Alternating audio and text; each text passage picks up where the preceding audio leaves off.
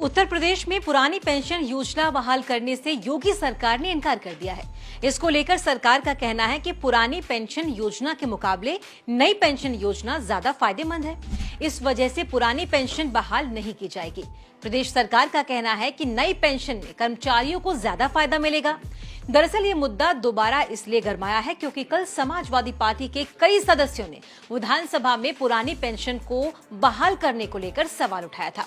प्रदेश के वित्त मंत्री सुरेश खन्ना ने यह स्पष्ट कर दिया कि नई पेंशन में पुरानी पेंशन योजना से ज्यादा लाभ है, इसीलिए पुरानी पेंशन योजना बहाल नहीं होगी। वित्त मंत्री सुरेश खन्ना ने कहा कि कर्मचारियों की पेंशन राशि का 25% सरकार के पास सुरक्षित है और 15% जिम्मेदार संस्थाओं के पास है। यूपी में 5,59,000 कर्मचारी और 3,36,000 शिक्षक एनपीएस यानी कि न्यू पेंशन स्कीम के तहत पंजीकृत हैं। सपा प्रमुख अखिलेश यादव ने चुनाव के समय घोषणा करते हुए कहा था कि सत्ता में आने पर समाजवादी पार्टी पुरानी पेंशन व्यवस्था को फिर से लागू करेगी।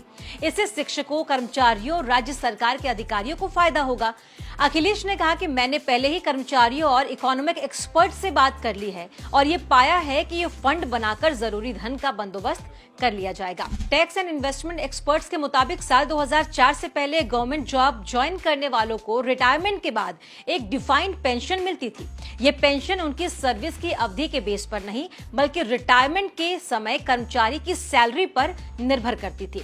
इस स्कीम के तहत रिटायर्ड कर्मचारी की मौत के बाद उसके परिवार वालों को भी पेंशन सुविधा का लाभ मिलता था। साल 2004 से गवर्नमेंट जॉब जिसमें सशस्त्र बल शामिल नहीं है, इसके अलावा गवर्नमेंट जॉब ज्वाइन करने वालों को न्यू पेंशन स्कीम के तहत पेंशन मिलती है। इस स्कीम में सरकार 14% का अंशदान करती है, यानी सैलरी का 14% हिस्सा। वही कर्मचारी भी अंशदान करते हैं और रिटायरमेंट के समय कर्मचारी के नाम से एक कॉर्पस तैयार हो जाता है। रिटायरमेंट के बाद उस कॉर्पस में से उसे एक एन्युटी खरीदनी होती है। इस एन्युटी के तहत हर महीने पेंशन मिलती है। चलिए अब आपको जल्दी से बता देते हैं ओपीएस और एनपीएस में बड़े अंतर क्या क्या है। ओपीएस यानी कि ओल्ड पेंशन स्कीम में पेंशन के लिए वेतन से कोई कटौती नहीं होती, जबकि एनपीएस में वेतन से 10% की कटौती होती है। ओपीएस में गवर्नमेंट प्रोविडेंट फंड की सुविधा है, जबकि एनपीएस में ये सुविधा नहीं है।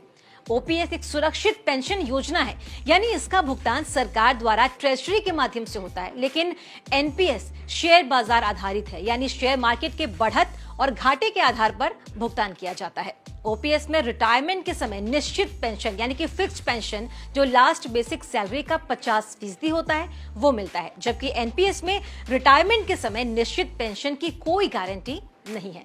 ओपीएस में 6 महीने के बाद मिलने वाला महंगाई भत्ता यानी कि डीए लागू होता है, जबकि एनपीएस में 6 महीने के बाद मिलने वाला महंगाई भत्ता लागू नहीं होता। ओपीएस में रिटायरमेंट के बाद 20 लाख रुपए तक ग्रेच्युटी मिलती है, जबकि एनपीएस में यानी कि न्यू पेंशन स्कीम में रिटायरमेंट के समय ग्रेच्युटी का अस्थायी प्रावधान है, वो फिक्स नहीं है।